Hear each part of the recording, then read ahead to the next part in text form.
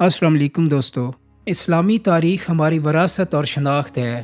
یہ محض داستانوں کا مجموعہ نہیں، ہمارے شاندار ماضی کا عکس ہے، اور اگر تاریخ کا یہ عکس ہماری نظروں سے دور ہو جائے، یہ یادداشتیں ہمارے اذہان سے محو ہو جائیں، تو ہم خود کو کھوکھلا، بے وقت، بے وزن اور بے جان محسوس کریں گے۔ دوستو، ہندوستان میں مسلمانوں کی تاریخ بھی کئی سباق اور کئی بھرپور نتائج سے بھری ہوئی ہے، جن میں جھانک کر ہم کئی سبق حاصل کر سکتے ہیں۔ اگر صرف شہر دلی پر ہی نظر ڈالی جائے تو اوراق کی تاریخ ختم ہونے میں نہیں آتے۔ اس میں ایک خاص حصہ دلی کے مختلف خاندانوں کے مسلمان سلاطین کا ہے۔ تاریخ کے یہ انمٹ نقوش ہمیں آج بھی اخلاقی برتری کا احساس دلاتے ہیں۔ یہ بھی درست ہے کہ انگریز اور ہندو مورخین نے سلاطین دلی کی تاریخ مسخ کرنے میں کوئی کسر اٹھائے نہیں رکھی، مگر اس کے باوجود ہم تاریخ کے حقیقی خد و خال دیکھ سکتے ہیں۔ یہ سوال بھی اہم ہے کہ آخر انگریز اور ہندوؤں نے ایسا کیوں کیا؟ تو جواب بہت سادہ ہے کہ تاریخ دو طرح کے لوگ لکھتے ہیں، وہ جنہیں بادشاہ نے نوازا ہوتا ہے اور وہ جن کو مار پڑ رہی ہوتی ہے۔ آپ کوئی بھی تاریخ دیکھیں، اس میں یہ عنصر ضرور غالب ہوتے ہیں۔ مثلاً صلیبی جنگوں پہ لکھی گئی مغربی تاریخ پڑھ لیں اور مسلمانوں کی تاریخ پڑھ لیں، دونوں کا نقطۂ نظر ایک ہی واقعہ پہ مختلف ہوگا۔ ایک میں سلطان صلاح الدین ایوبی کو نشانہ تنقید بنایا گیا ہوگا اور دوسرے میں اس کی تعریف کی گئی ہوگی۔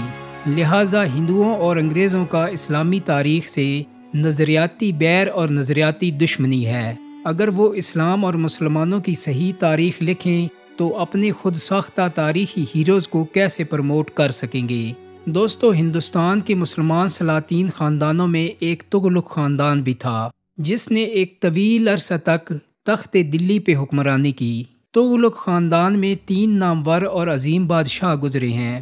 سلطان غیاث الدین تغلق شاہ، جو کہ تغلق خاندان کا بانی تھا، سلطان محمد بن تغلق اور سلطان فیروز شاہ تغلق۔ دوستو، خدا جب کسی قوم کا بھلا چاہے تو اس قوم کے کسی ایسے فرد کو برسر اقتدار کرتا ہے کہ جس کے دل میں حکومت، بادشاہت اور جاہ و حشمت کی طلب معدوم ہو۔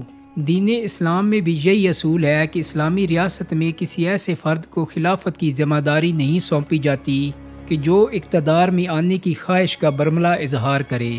اسلامی تاریخ میں ایسی متعدد مثالیں موجود ہیں کہ جب نہ چاہنے کے باوصف حکومت کی ذمہ داری سنبھالنا پڑی۔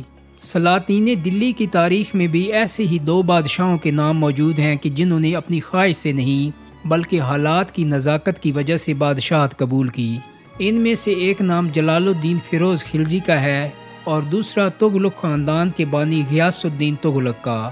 تاریخ کہتی ہے کہ غازی بیگ غیاث الدین تغلق کو بادشاہ بننے میں کوئی دلچسپی نہ تھی، وہ اپنی ذات میں مست تھا۔ اس کا شمار سلطنت دلی کے اوسط درجے کے امراء میں ہوتا تھا۔ سلطان علاء الدین خلجی کے جس نے اسلامی فلاحی ریاست کے تصور کو سلطنت ہند پہ عملی طور پر نافذ کرنے کی کوشش کی، وہ غازی بیگ پہ بڑا مہربان تھا اور اسے دیبال پور قلعہ کا صوبیدار مقرر کیا۔ سلطان علاء الدین خلجی کی وفات کے بعد محلاتی سازشوں اور آپسی جنگ نے سلطنت دلی کی بنیادوں کو ہلا کر رکھ دیا۔ اسی دوران ایک نو مسلم وزیر خسرو خان کے جسے علاء الدین کے شہزادوں نے سر پر چڑھا رکھا تھا، اس نے بادشاہ وقت کو قتل کر دیا۔ یاد رہے کہ خسرو خان مسلمان ہو جانے کے باوجود بھی اپنے ہندو گھرانہ اور قبیلے کا زیادہ وفادار تھا اور اس نے اپنی ہندو برادری کے بلبوتے پہ بغاوت برپا کی۔ خسرو خان نے بادشاہ علاء الدین کے خاندان پہ ایسے مظالم ڈھائے کہ ان کی تفصیلات کی ورق گردانی کرتے ہوئے آدمی کی روح کانپ جاتی ہے۔ قریباً تمام شہزادوں کو قتل کر دیا اور بادشاہ علاء الدین کی بیوی کو اپنے عقد میں لے لیا۔ ہندو بلوائیوں کو کھلی چھٹی دے دی کہ وہ حرم سرا میں داخل ہو کر اس کے محسن سلطان کی عزت و ناموس کو تار تار کر دیں۔ فسادیوں نے بھی اس کی توقع سے بڑھ کر ظلم و ستم کا بازار گرم کیا۔ ایسے نازک وقت میں سلطان علاء الدین کے مسلم وفادار امراء نے بھی چپ سادھ لینے میں عافیت جانی، بلکہ انہوں نے غاصب خسرو خان کو سلطان ناصر الدین کے لقب سے سلطنت پہ حکمرانی کی اجازت دے دی۔ بہرحال مسلمانوں اور شاہی خاندان پر یہ بڑا نازک وقت تھا۔ تعجب ہوتا ہے دلی کے شرفاء اور ان امراء نے کہ جنہیں علاء الدین نے بڑی سہولتیں دی اور جن پر بے پناہ نوازشیں کی۔ یہ بربریت کس طرح برداشت کر لی اور ان کے خون میں گرمی پیدا کیوں نہ ہوئی؟ البتہ ابن بطوطہ کہتا ہے کہ اس بربریت کی خبر جب ہوا کے دوش پر چڑھ کر دیبال پور اور لاہور کے صوبہ دار غازی بیگ تک پہنچی تو وہ غصہ اور غم کے مارے دیوانہ ہو گیا۔ اس نے اپنی داڑھی کے بال کئی بار نوچے اور اس ظالم کے خلاف اٹھنے کے منصوبے سوچنے لگا۔ غازی بیگ کا ایک بیٹا فخر الدین بیگ محمد بن تغلق دلی دربار سے منسلک تھا۔ غاصب خسرو خان کو جب غازی بیگ کے ارادوں کا پتہ چلا تو وہ فخر الدین بیگ پہ مہرباں ہو گیا، اور اس کے علاوہ خسرو خان نے غازی بیگ کے دوسرے بیٹے جونا خان کو، جو کہ مبارک شاہ کے امراء میں سے تھا، سواروں کی قیادت بخشی، بہت سی دولت دی اور کئی خطابات عطا کیے تاکہ اس کے باپ کو قابو میں رکھا جا سکے۔ مگر باپ بڑا شریف اور بہت حساس مسلمان تھا، اسے علاؤالدین سے بڑی محبت و عقیدت تھی۔ علاؤالدین نے اس پر بڑی نوازشیں کی تھیں اور وہ گوارا نہ کر سکا کہ اس کے آقا کے خاندان پر یوں ظلم کیے جائیں اور ظالم مزید ظلم کرنے کے لیے زندہ رہے۔ غازی بیگ کے دوسرے بیٹے فخر الدین نے ان مہربانیوں کو قبول نہ کیا اور موقع پا کر غازی بیگ کے پاس دیبال پور قلعہ میں پہنچ گیا۔ دونوں باپ بیٹے نے ظالم خسرو خان کے خلاف جنگی تیاریاں شروع کر دیں، لیکن مرکزی حکومت کے خلاف کامیابی حاصل ہونا بہت مشکل تھا۔ سب سے پہلا مسئلہ دیگر نزدیکی قلعہ داروں کو جنگ میں شریک کرنا تھا۔ اس مقصد کے لیے غازی بیگ نے ان کو مدد کی دعوت دی، مگر کسی نے کان نہ دھرا۔ البتہ ملتان کی فوج اپنے قلعہ دار کو قتل کرنے کے بعد آن پہنچی، اور اس کے علاوہ غازی بیگ کا نزدیکی رشتہ دار بیرام بھی مدد کو آیا۔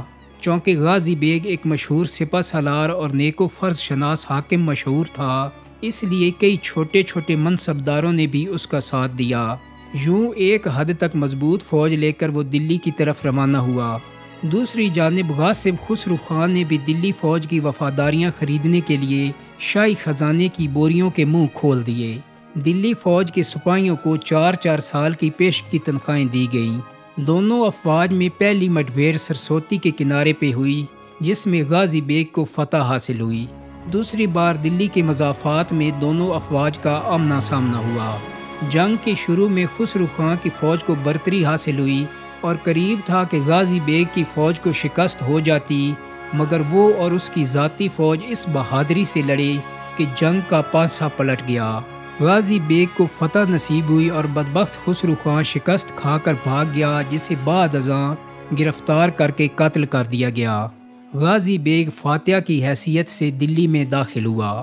دلی کے تمام قاضی اور دوسرے امراء اس کو سلام کرنے کی غرض سے آئے تو غازی بیگ نے فتح مکہ کی سنت نبوی کا احیاء کرتے ہوئے ان کو معاف کر دیا۔ وہ علاؤالدین خلجی کی عقیدت میں گھوڑے سے اتر کر اپنے آقا کے ہزار محل میں پیدل داخل ہوا، اور اس نے دلی کے امراء کے سامنے تقریر کرتے ہوئے کہا کہ اسے بادشاہت کی ضرورت نہیں، جس مقصد کے لیے اس نے دلی پہ خروج کیا تھا وہ حاصل ہو گیا ہے۔ اس نے کہا، اے لوگو جو سلطان علاؤالدین خلجی کے ماتحت رہ چکے ہو، میں تم میں سے کسی طرح بھی فائق نہیں ہوں، تم جیسا ایک معمولی آدمی ہوں۔ بحمدللہ کہ میں نے اپنی ولی نعمت کا انتقام لے لیا، اب میرے ولی نعمت کی نسل میں سے کسی کو تلاش کرو اور اسے تخت پر بٹھا دو، ہم سب مل کر اس کی فرما برداری کریں گے۔ اگر کوئی ان میں سے زندہ باقی نہیں بچا تو اپنے میں سے جس کا انتخاب بھی بادشاہت کے لیے کر لو گے، میں اس کی اطاعت کر لوں گا۔ دلی کے امراء نے اصرار کیا کہ اگر اللہ کو اس کا بادشاہ بننا مقصود نہ ہوتا تو وہ کیسے اتنے قتل و غارت کے بعد کامیاب ہوتا اور کیسے سلطنت کی مضبوط فوج کو شکست دیتا۔ لیکن سلطان غیاث الدین تغلق نے یہ دلیل بھی رد کر دی اور انکار کرتے ہوئے کہا کہ میرے تخت و تاج میرے کمان اور تیر ہیں۔ مجھے اس بات کا صدمہ ہوا کہ آقا کے شہزادوں کو بے درے قتل کیا گیا، باغی حرم میں گھس گئے تھے۔ مرتد خاندان نے کئی شہزادیوں کو زیادتی کا نشانہ بنایا۔ میرے سامنے 3 مقاصد تھے، اول تجدید اسلام، دوم ہندو زاد ملعونوں سے سلطنت چھین کر شاہی خاندان کے کسی زندہ بچے ہوئے شہزادے کے حوالے کر دینا، اور سوم یہ کہ ان احسان فراموش ملعونوں کو جنہوں نے شہزادوں کو قتل کیا تھا مناسب حال سزا دینا۔ اگر شاہی خاندان میں سے کوئی شہزادہ موجود ہو تو اس کی بادشاہت کا اعلان کرنا، اور اگر کوئی باقی نہیں تب یہاں پر بہت سے لائق موجود ہیں میرے لیے میری تلوار اور منگولوں کا سر کافی ہے، تم لوگ تاج اور صاحب تاج کی دیکھ بھال کرو۔ امرائے دلی نے عاجزی کرتے ہوئے اپنے سر جھکا دیے اور کہا اگر آپ نے بادشاہت منظور نہ کی تو خانہ جنگی کا خدشہ ہوگا، اور جو عظیم کام آپ کے ہاتھوں سے سر انجام پایا ہے اس سے آپ کی عزت دو چند ہو گئی ہے۔ اب اگر کوئی دوسرا بادشاہ بنے گا تو وہ آپ سے قدرتی طور پر خار کھائے گا۔ انہوں نے کہا کہ آپ کے ہوتے ہوئے اگر کوئی دوسرا بادشاہ بنے گا تو لازماً آپ سے اس کو تحفظات ہوں گے اور وہ امن و سکون سے امور سلطنت انجام نہیں دے پائے گا۔ مذکورہ دلائل نے غازی بیگ کو لاجواب کر دیا۔ وہ تاجدار سلطنت بننے کے لیے تیار ہو گیا۔ اس نے غیاث الدین کا لقب اختیار کیا اور امور سلطنت میں مصروف ہو گیا۔ یحییٰ بن احمد سرہندی نے غیاث الدین تغلق کے بارے میں لکھا کہ سلطان غیاث الدین تغلق شاہ ایک مہربان اور منصف بادشاہ تھا، اور اس کی طبیعت میں فطری طور پر تعمیر، آبادکاری، دانائی، ذہانت، عفت و عصمت اور طہارت سے ہر طرح کی دلچسپی پائی جاتی تھی۔ تدبیر و لیاقت، فہم و فراست اور ذہانت و ذکاوت میں وہ اپنی مثال آپ تھا۔ وہ نماز پنجگانہ ہمیشہ باجماعت ادا کرتا، اور جب تک نماز عشاء ادا نہیں کر لیتا تھا وہ حرم سرا میں نہیں جاتا تھا۔ غیاث الدین تغلق جب سلطنت ہند کا بادشاہ بنا تو ملک نظم و نسق میں بڑا فتور پیدا ہو چکا تھا۔ 4,50,000 جمعیت رکھنے والی الائی فوج بری طرح منتشر ہو چکی تھی اور شاہی خزانہ خالی تھا۔ عمالے سلطنت بد دل اور بری عادتوں کے عادی ہو چکے تھے۔ سلطنت کا کوئی شعبہ اور کوئی محکمہ ایسا نہ تھا کہ جس میں کسی قسم کی کوئی ترتیب موجود ہو۔ شاہی محل لٹ چکے تھے۔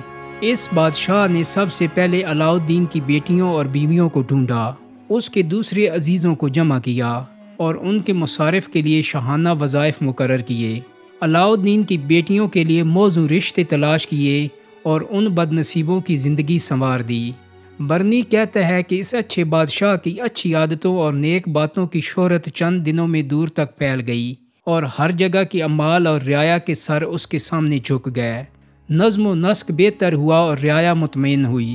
اس نے علاؤالدین کے زمانہ کے تمام مستند اور نیک کار اعمال کو ڈھونڈ ڈھونڈ کر جمع کیا۔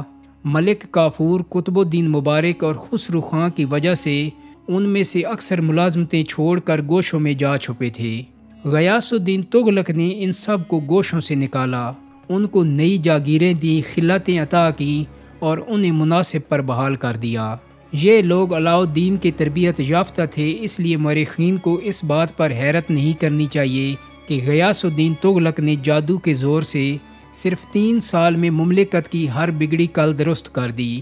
اس نے دن رات کا آرام ضائع کر کے دوبارہ وہی ماحول پیدا کر دیا جو سلطان علاؤالدین خلجی نے قائم کیا تھا۔ سلطان غیاث الدین تغلق ہاتھیوں کا معائنہ کرنے کے لیے آئے تو ان کے لیے ایک نیا قصر تعمیر کیا گیا تھا۔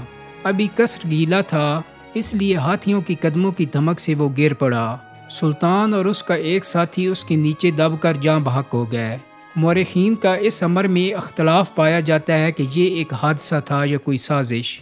کچھ کا خیال ہے کہ غیاث الدین تغلق اور اس کی جانشین فخر الدین بیگ کے مابین اختلاف رونما ہو چکے تھے، اس لیے سلطان محمد تغلق نے سازش کے ذریعے قتل کروایا تھا، جبکہ یحییٰ بن احمد سرہندی نے تاریخ مبارک شاہی میں اسے محض ایک حادثہ قرار دیا ہے، اور یہ قرین قیاس ہے کیونکہ خسرو خاں سے جنگ اور جانشین نامزد ہونے سے غیاث الدین تغلق کی وفات تک محمد بن تغلق پدر محترم کے احکامات کی بجا آوری میں پیش رہا۔ دوستو، امید کرتا ہوں کہ میری آج کی ویڈیو آپ کو پسند آئی ہوگی۔ اگر ویڈیو اچھی لگی ہے تو اس کو لائک اور شیئر کر دیں۔ میرے چینل کو سبسکرائب کرنے کے ساتھ ساتھ بیل آئیکن کو بھی کلک کر دیں تاکہ آپ کو میری آنے والی مزید ویڈیوز کی نوٹیفیکیشن ملتے رہیں۔ بہت جلدی ایک نئی ویڈیو کے ساتھ ملاقات ہوگی۔ اپنا بہت سارا خیال رکھیے گا۔ اللہ حافظ۔